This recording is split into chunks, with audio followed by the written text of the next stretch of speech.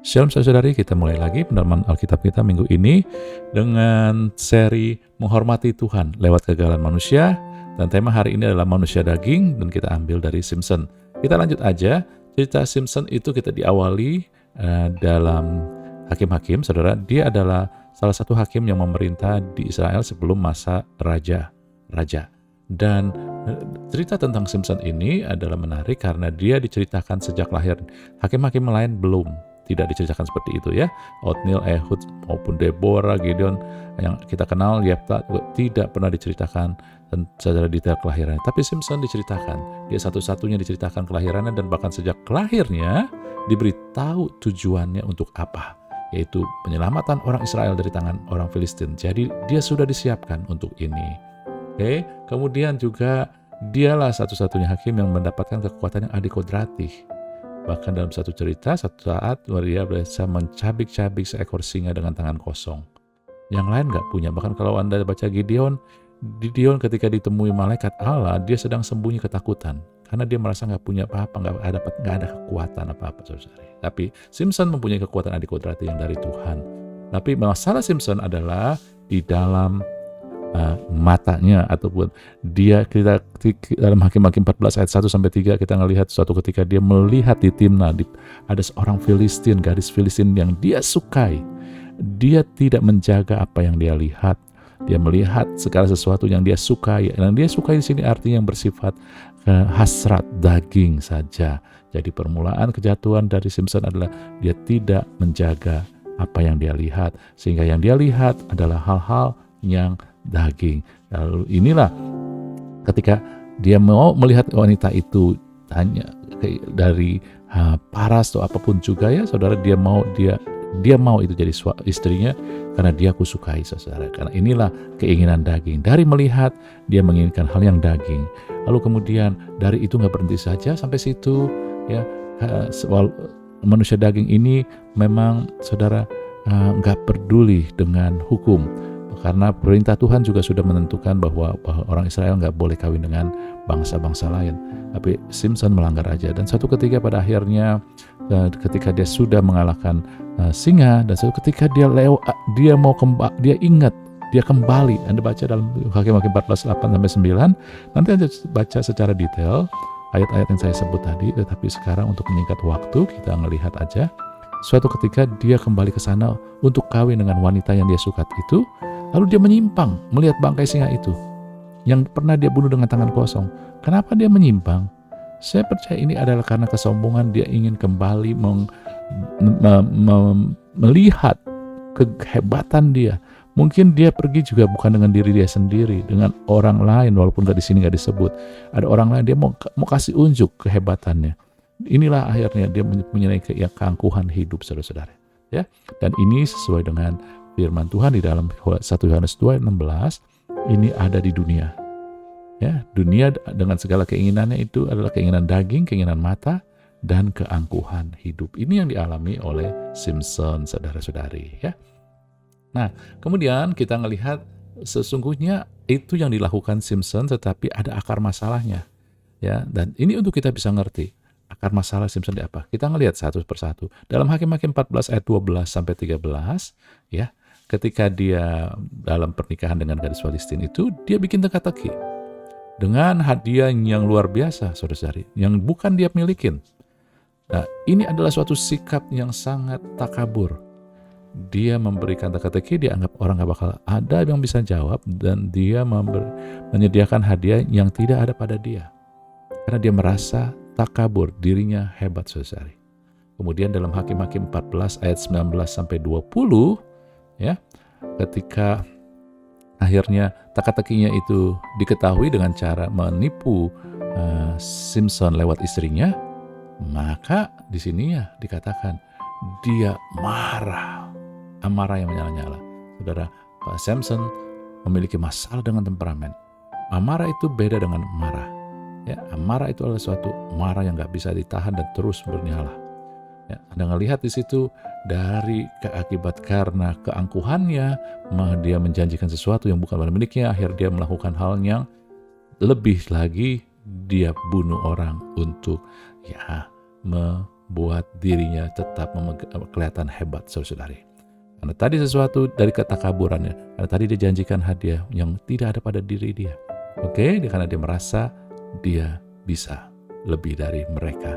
Nah itulah, akhirnya dia berbuat dosa lagi. Keinginan daging tidak akan menghentikan kita pada satu dosa doang, tapi akan juga membuat kita bertambah lagi. Akhirnya dia membunuh banyak orang untuk sesuatu yang bukan hal yang penting ataupun pembelaan, tetapi untuk kepentingan dia, yaitu dia butuh pakaian orang tersebut sebagai hadiah dari kekalahan dia dengan teka-tekinya, saudara. Ya. Kemudian juga kita melihat di dalam Hakim-Hakim 15, jadi dengan ini dia, saya mau katakan dia juga sebelum itu kita ngelihat dulu di sini, maaf ya. Lalu berkelana ia ke rumah ayah, maka diberikanlah istri Simson itu kepada kawannya bekas pengiringnya. Saudara, ketika dia marah, dia tinggalin istrinya. Lalu diberikanlah istri Simson itu kepada kawannya. Memang gak dibilang bahwa itu Simson yang lakukan, tetapi dengan meninggalkannya tanpa berita, tanpa hal apapun juga, sedangkan itu mungkin pernikahannya membuat aib malu pada keluarga wanita itu, akhirnya mereka tetap melakukan mungkin, tapi dengan teman atau pengiring daripada Simson itu. Dan ini buat saya adalah suatu tindakan yang tidak menguasai diri, hanya mementingkan diri sendiri, tidak melihat akibat pada orang lain, saudara-saudari. Dalam Hakim 15 ayat 7-8, ya, akhirnya suatu ketika dia datang lagi kepada istrinya, tetapi ditolak oleh bapak istrinya itu, mertuanya istilahnya. Lalu dia marah, ya, saudara. Dia bakar semua lumbung-lumbung pangan daripada orang Filistin, tapi orang Filistin takut sama dia. Dan yang dilakukan orang Filistin adalah dia bunuh istri dan keluarga istrinya. Nah, disitulah Simson marah dan dia katakan, aku tak akan berhenti sebelum aku membalasnya. Membalas apa? Membalas dendam. Jadi Simson itu dikuasai dengan dendam, saudara, tindakannya. Ya, saudara-saudari, lihat bahwa Tuhan memberikan Simson kekuatan yang adikodrati, tetapi dia tidak menyerahkan kepada Tuhan, tetapi dia menggunakannya untuk manusia daging dia, saudara-saudari. Kita lihat lagi ya. Kemudian dalam Hakim-Hakim 15 ayat 15-16 dikatakan, seketika, ya, untuk mempersingkat aja, nanti ceritanya Anda baca sendiri dalam Hakim-Hakim, ketika dia ketemu tulang rahang keledai yang masih baru, artinya mayat itu belum lama, ya, keledai itu belum lama mati. Dan kita sudah tahu bahwa seorang Nasir tidak boleh bersentuhan dengan bangkai, termasuk bangkai binatang. Tapi dia tetap pakai, dipungutnya, dipukulnya mati 1000 orang, saudara, dengan itu. Lihat, saudara, ya, satu kekuatan tanpa pengendalian dari diri kita sendiri, maka itu akan melanggar firman Tuhan. Samson boleh memiliki kekuatan, tetapi dia pakai kekuatan itu dengan cara yang salah. Artinya cara yang salah, salah satunya adalah menggunakan rahang keledai yang baru meninggal, saudara, ya. Dan lihat kita perkataannya, dengan rahang keledai itu, bangsa keledai itu, dia merendahkan Filistin itu, bangsa keledai itu. Ku hajar. Dia katakan aku yang hajar. Dia nggak bilang melalui aku Allah menghajar. Enggak, saudara. Ya. Kemudian dengan rahang keledai 1000 orang ku pukul. Lihat, dia penuh dengan keangkuhan dan sehingga dia merendahkan di orang lain. Inilah sifat narsistik. Kemudian lagi, salah satu kejatuhan dari Simson kita jelas, ya, tadi kita sudah melihat bahwa dia tidak menahan pandangannya itu semua, tapi dia memakai pandangan itu untuk memuaskan keinginan sensualnya, saudara, ya. Sehingga kadang lihat dalam Hakim 16 ayat 1, dia melihat perempuan sundal lalu menghampiri dia, ya. Juga di gadis di Timna maupun Delila, semua dia hanya melihat keinginan sensual, eros, ya, melihat pada penampilan luar. Dan akhirnya di dalam Hakim-Hakim 14 ayat 8-9 tadi itu yang kita lihat bahwa ketika dia balik lagi, ya, untuk kawin, dia melihat bangkai singa yang telah dia kalahkan, saudara. Kemudian dia balik lagi, dia lihat di bangkai itu ada kerangka singa. Jadi bangkai singa itu sudah saat mati, tinggal bangkainya, ada madu. Tapi dia tidak menahan keinginannya. Madu itu manis ataupun juga sedap, lezat, lalu diambilnya di dalam tangan dan sambil makannya. Nggak masalah dengan madunya baik, tetapi sumbernya itu berhubungan dengan sesuatu yang Allah sudah saat itu menajiskan. Tetapi inilah manusia daging, dia tidak akan peduli dengan aturan Tuhan. Dengan kata lain, dia merendahkan, degradasi hal-hal yang datang dari Tuhan. Dan akhirnya bukan itu aja, dia juga memberikan madu itu kepada orang tuanya untuk makannya, walaupun dia nggak ceritain. Manusia daging akan membawa orang juga jatuh dalam dosa. Tapi dengan berbuat ini, itu menunjukkan bahwa dia nggak punya integritas. Orang tuanya aja, dia berikan sesuatu yang najis, saudara. Dia nggak bermartabat. Saudara, Simpson adalah gambaran dari manusia daging. Tetapi manusia daging itu juga ada dalam kita. Kita mungkin tidak melakukan perbuatan yang seperti Simpson lakukan, tetapi akarnya kita miliki sama. Mungkin kalau kita mau jujur, ini ada pada kita. Jadi Simpson adalah gambaran manusia daging kita. Kalau Anda baca Simpson hanya sekedar cerita doang, sejarah, kita nggak melihat apa yang firman Tuhan sedang sampaikan. Simpson adalah gambaran manusia daging yang ada pada kita. Mungkin perbuatannya kita nggak sama, tetapi akarnya sama. Kalau kita mau jujur, ingat saudara, PA ini bukan tentang Anda mengetahui, Anda dan saya kenal ataupun tahu dengan firman Tuhan, jadi semakin tahu. Bukan, tetapi bagaimana kita bisa berkaca, lalu kita bisa aplikasikan firman Tuhan itu dalam kehidupan sehari-hari kita. Oke ya? Nah saudara, lihat. Apakah kita nggak pernah marah menguasai kita? Ingat, marah yang nggak bisa kita kuasai dan terus-menerus itu akan berbahaya. Seringkali kita nggak menguasai diri juga dalam hidup kita juga banyak dendam. Dan misalkan ini saja saudara, kadang kita angkuh tanpa kita sadari. Orang yang angkuh kadang nggak sadar, tetapi bagaimana saya tahu saya angkuh atau tidak, saudara-saudari? Saudara-saudari, dari orang lain, bukan dari diri kita sendiri. Pandangan orang, bagaimana mereka memperlakukan kita. Karena kalau orang angkuh, orang nggak akan suka, orang akan jauhi, saudara-saudari. Ya? Dan orang senang ketika kita jatuh. Dan juga sensual eros, mungkin Pak saya nggak sensual, nggak memperlihatkan sensual eros. Saudara, mungkin kita lakukan dalam bentuk lain, akarnya sama. Kita lebih mementingkan penampilan luar daripada apa yang ada di hati. Kita seringkali memperlakukan orang berdasarkan penampilan aja. Kalau penampilannya hebat, wah, kita akan melakukan dia dengan lebih daripada kita melihat esensinya, bahwa dia ciptaan Allah, ciptaan Tuhan, saudara-saudari. Sering sekali seperti itu kita melihat, dan bahkan kita juga lebih mementingkan apa yang kelihatan di luar daripada apa yang ada di dalam kita. Itulah, saudara, akar belum jadi dosa kalau belum dilakukan, tetapi ada. Tapi ini harus dibereskan, bukan? Mungkin Anda belum melakukan suatu tindakan, tetapi akarnya sudah ada bermasalah. Jadi, ini dia, tidak menghargai ataupun merendahkan Tuhan, degradasi, saudara. Mungkin kita nggak sampai menolak, tapi kita merendahkan, meragukan Tuhan, juga hukum-hukumnya kita mulai turunkan. Nah, itu juga integritas Anda, saudara. Saya minta kita untuk merenungkan ini, ya. Kita masing-masing sendiri, nggak usah disebutkan, tapi masing-masing sendiri kita buka hati untuk bisa melihat bagian yang harus kita terangi, yaitu manusia daging kita yang harus kita juga kendalikan, kuasai ini. Oke? Nah, kemudian akhir hidup Simpson ini juga menarik, bahwa akhirnya Anda tahu ceritanya, kelemahannya akhirnya terekspos oleh Delilah dengan jebakan. Akhirnya Simpson ditangkap karena dia sudah lemah.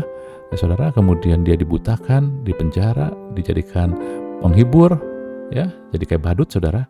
Pada suatu ketika mereka mau mengadakan jadi peristiwa celebration, begitu banyak orang Filistin datang dengan penguasanya. Lalu Simpson di saat itu dia berkata, "Ya Tuhan yang maha tinggi, sudilah Engkau mengingat saya." Saudara, kalau Anda melihat sebelumnya Simpson memang berhubungan dengan Tuhan tapi nggak pernah merendahkan diri. Kali ini dia bilang, "Ya Tuhan yang maha tinggi, sudilah." Sebelumnya saudara, saat ketika dia mengalahkan orang Filistin, 1000 orang Filistin dengan rahang keledai. Habis itu dia begitu kelelahan dan begitu haus. Dia minta sama Tuhan begitu aja, menuntut tanpa kerendahan hati. Tapi saat ini dia mulai dengan kerendahan hati. Dan dia mulai memeluk panggilan bagi hidupnya, membebaskan bangsanya. Sehingga dia pilih, saya mau mati, atau mereka bisa mati juga Filistin. Ya, supaya bangsa Israel lepas dari tekanan orang Filistin. Ini dia. Walaupun di sini dikatakan, ya, Ya Allah, supaya dengan tindakan ini saya dapat membalas orang Filistin yang telah mencukil kedua biji mata saya. Walaupun kelihatannya ini adalah dendam pribadi, karena masing ada sifat daging, tetapi dia ketika itu dia tahu bahwa ketika dia memilih mati, artinya ketika dia mati dia nggak akan melihat perasaan bahwa dia sudah balas orang yang mencungkil biji mata, enggak kan? Tapi ketika dia mati justru yang merasakan adalah bangsa Israel. Dengan itu, ini menunjukkan bahwa dia mau memegang panggilannya. Oke, saudara? Dan pada waktu kematian Simson, dia membunuh orang lebih banyak daripada ketika pada masa hidupnya. Dan kalau Anda baca kitab Hakim-Hakim, setelah Simson, maka orang Filistin tidak disinggung lagi, ya, karena orang Filistin tidak lagi menjadi masalah bagi orang Israel. Sebelumnya disebut saudara. Tetapi sementara serangan dari luar bangsa Filistin ini tidak lagi masalah, tetapi ada masalah yang lebih besar lagi yang ada di dalam hati orang Israel. Di dalam Keluar Hakim-Hakim 17, sesudah Simson meninggal, ya, dikatakan ayat 6b, setiap orang berbuat apa yang benar menurut pandangannya sendiri. Dengan kata lain, saudara, bukannya mereka pakai hukum Allah, ketetapan Allah, tapi menurut pandangan sendiri, menurut mau-maunya mereka sendiri. Nggak ada patokan. Artinya, kalau hati mereka jahat, mereka akan jadi jahat. Jadi masalahnya ada di hati. Masalah di luar, orang Filistin sudah nggak mengganggu mereka, tetapi masalah hati yang lebih besar, ini yang menjadi masalah mereka, yaitu masalah manusia daging yang ada pada setiap kita juga. Simson telah menyelamatkan orang Israel dari serangan di luar diri mereka, yaitu orang-orang Filistin yang datang dari luar. Tetapi tetap manusia membutuhkan penyelamat untuk menyelamatkan hati manusia yang bersifat daging atau karnal ini, saudara. Bukan aja orang Israel, tapi kita semua. Amin. Simson memang dikirim Tuhan untuk menolong orang Israel, untuk menyelamatkan mereka, tetapi melepaskan mereka dari serangan yang datang dari luar, sedangkan yang dari dalam masih belum bisa dibereskan. Nah, puji Tuhan, 1000 tahun setelah malaikat memberitahukan kepada orang tua ibu daripada Simson tentang kelahiran anaknya Simson ini, 1000 tahun kemudian malaikat yang lain datang memberi kabar kepada seorang wanita tentang kelahiran Juru Selamat, yaitu Yesus Kristus, dan wanita ini adalah Maria. Namun tidak sama seperti Simson. Simson diutus untuk menyelamatkan bangsa Israel dari tangan bangsa Filistin dari luar. Tetapi anak manusia ini, yaitu Yesus ini, ya, menyelamatkan umat Tuhan dari dosa. Kita lihat dalam Hakim-Hakim 13 ayat 5, tadi dikatakan dia, yaitu Simson, akan menyelamatkan orang Israel dari tangan Filistin. Tetapi Yesus dalam Matius 1 ayat 21, dia menyelamatkan umatnya dari dosa mereka.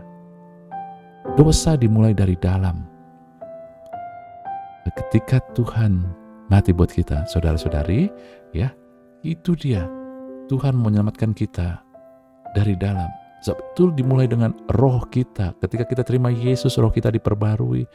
Barang siapa di dalam Kristus, dia adalah ciptaan yang baru. Seketika roh Anda diselamatkan, diperbarui. Anda bersekutu dengan Roh Kudus. Dan namun manusia batinia kita pun harus diselamatkan. Manusia jiwa kita itu. Sedangkan manusia tubuh kita, fisik kita akan diselamatkan ketika nanti Yesus datang kedua kali, kita diberikan tubuh yang baru, yang gak bisa sakit, gak bisa tua, saudara-saudara. Puji Tuhan. Amin ya. Nah, itulah ya. Maka inilah Yesus datang untuk menyelamatkan kita dari keinginan dosa. Sesungguhnya ya saudara, dosa sudah dibereskan, tetapi keinginan dosa tetap ada, manusia daging ini.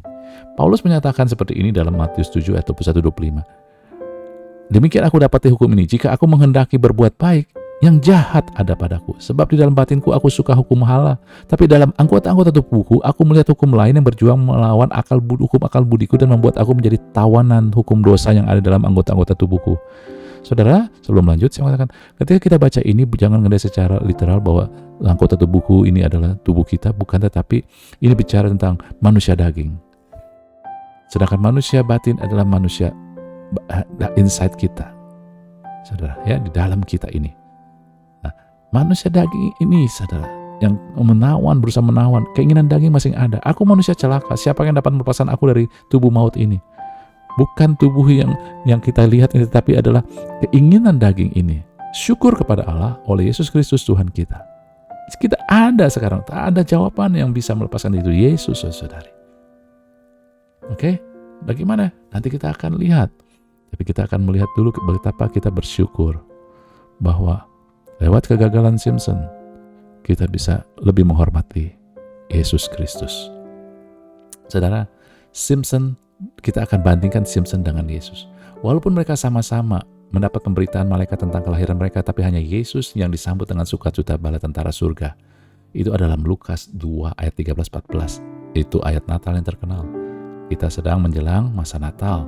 Kemudian ketika kehidupan Simpson itu, kalau kita ngelihat, itu penuh dengan kemarahan, dendam, kesombongan, tidak menghargai Allah, cari kemauan sendiri. Tetapi kehidupan Yesus Anda ngelihat penuh dengan kedamaian, pengampunan. Walaupun dia dihianatin, diperlakukan buruk, tapi dia mengampuni. Bahkan di atas kayu salib dia tetap minta Bapa mengampuni. Kehidupan dia juga penuh dengan keinginan rohani, bergaul dengan Bapaknya, berdoa, gak pernah sombong. Ya, dia mau meninggikan Bapa, dia mencintai Allah sekali, dia rendah hati, dia menundukkan diri kepada kehendak Allah, bukan mencari kemauan sendiri. Lihat, kehidupan Simpson melambangkan dari manusia daging, tapi kehidupan Yesus adalah manusia roh, manusia yang dipimpin oleh roh, saudara-saudari. Kemudian mereka pun memang dihianati oleh orang-orang yang mereka kasihi, dihukum, dihina, ditolak di hadapan umum dan dianiaya. Namun hanya Yesus yang dihukum tanpa kesalahan. Sebab Simpson dihukum karena kegagalannya, karena kegagalan, kebodohannya. Tapi Yesus dihukum mati karena membayar dosa umatnya, saudara. Kehidupan Simpson adalah lambang kegagalan manusia daging, tetapi kehidupan Yesus adalah kehidupan yang membawa kemenangan manusia batinia, manusia yang di dalam kita. Dan ingat, setelah Simpson mati, yang datang adalah kaumnya. Tapi setelah Yesus mati, yang datang kepada kita adalah Roh Kudus, saudari, untuk menuntun manusia batin kita agar mengikuti roh, sehingga manusia daging gak berkuasa. Ini dia. Jadi kita telah ditebus oleh Tuhan Yesus, roh kita sempurna, telah diselamatkan, tetapi jiwa kita, saudara, manusia batinia kita ini belum. Kita, bagaimana caranya? Firman Tuhan katakan, saudara, bahwa Injil adalah untuk keselamatan jiwa. Jadi jiwa kita perlu diselamatkan. Caranya adalah dengan memberi diri kita dituntun oleh Roh Kudus yang datang setelah Yesus mati, diutus kepada kita. Karena Roh Kudus inilah yang akan meninggikan Tuhan Yesus dan meninggikan Bapa. Roh Kuduslah yang akan menuntun kita sehingga kita mengenal firman-Nya, mengerti firman-Nya, dapat penyingkapan tentang firman-Nya, saudari, dan melihat kuasa firman. Ketika kita hidup dituntun oleh firman, oleh roh, maka daging gak berkuasa. Inilah dikatakan dalam surat Paulus dalam Galatia. Hidup oleh roh, kamu tidak akan menurunkan daging. Tapi banyak orang berusaha untuk melawan daging, supaya artinya begini, daging gak berkuasa. Tapi bukan cara Allah. Cara Allah dari dalam dulu. Berikan dirimu hidup dipimpin oleh roh. Hasilnya daging gak akan berkuasa. Artinya apa? Keinginan daging tetap ada, tapi tidak akan kita turuti, tidak akan berkuasa atas kita, saudari. Amin. Nah, prinsip kerajaan Allah selalu mulai dari dalam, bukan dari luar. Ketika kita beres dari dalam, hidup dituntun oleh firman, oleh Roh Kudus, maka yang dari luar akan beres. Misalkan ketika kita hidup dengan firman, dituntun oleh Roh Kudus kepada firman, maka perbuatan orang tidak mempengaruhi kita. Sukacita kita tidak dipengaruhi oleh keadaan di luar maupun perbuatan orang di luar kita. Itu dia. Tapi kalau kita, saudara, nggak beresin dari dalam, manusia daging, apa yang Tuhan lakukan dari luar, menyingkirkan, membuat mujizat, tetapi dari dalam nggak beres, akhirnya tetap aja kehidupan kita nggak berkemenangan, nggak melihat kemenangan itu. Saudara-saudari, inilah yang sering juga menjadi masalah. Roh Kudus memang membawa kuasa Tuhan, tetapi Roh Kudus juga membawa kuasa lain untuk kita tidak hidup menurut keinginan daging. Ini yang sering orang lupakan. Jadi mari yuk kita hargai bahwa lewat Simpson ini kita tahu masalah kita dan membutuhkan Roh Kudus bukan hanya sekedar mujizat ya dan amin dikerjakan Roh Kudus, tetapi masalah kita yang dari dulu tidak bisa diselesaikan adalah manusia batin ini ya, kita di dalam kita, manusia daging kita yang gak terkendali, tidak terkontrol. Tapi sekarang Tuhan, Yesus datang ke dunia dan mati buat kita. Salah satunya juga adalah untuk memberikan Roh Kudus hidup dalam kita sehingga kita bisa dituntun. Kalau untuk bikin mujizat, Roh Kudus gak perlu tinggal di dalam kita. Tapi untuk mengubah kita dari dalam, Roh Kudus harus tinggal di dalam karena dia perlu 24 jam menuntun keinginan-keinginan kita, dan juga lewat pengenalan akan Allah, penyikapan akan kebenaran, maka keinginan kita akhirnya diubahkan. Dosa tidak berkuasa lagi. Amin. Jadi lewat Simpson memperlihatkan manusia batinnya kita butuh diselamatkan, dan hal ini telah disediakan ataupun dilakukan oleh Tuhan Yesus. Lewat Simpson kita dapat melihat bahwa kita dapat semakin menghargai dan menghormati karya dan pribadi Tuhan Yesus yang ajaib ini. Amin, saudara-saudari. Anda tangkap, renungkan itu, dan kiranya memberkati kita semua. Haleluya. Amin.